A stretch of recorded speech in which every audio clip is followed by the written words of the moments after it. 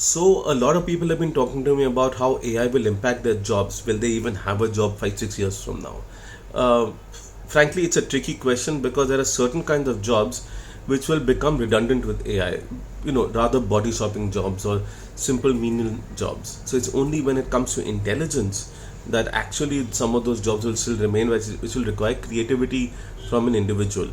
The tricky part is when you start connecting different services together, right? So, for example, if I have to generate a video, then I can give it a prompt. The AI can generate, one AI service can generate a script that can talk to another AI that will select images for a video, which will then another one service will create a voiceover, another service will stitch it together into a video and publish it on my social media.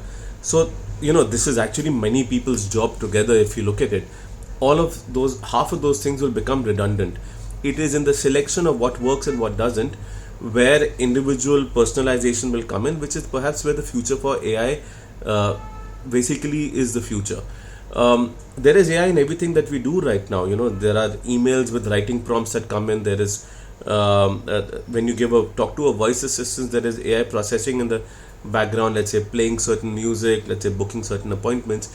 Generative AI has created more worries than actually, AI that basically analyzes a prompt. I think where this will really work is where there is personalization for an individual, right?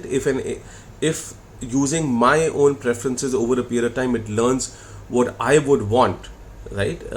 It then creates an output that is more related to my own preferences.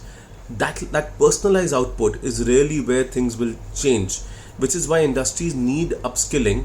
Until it becomes personal, I think there's still room.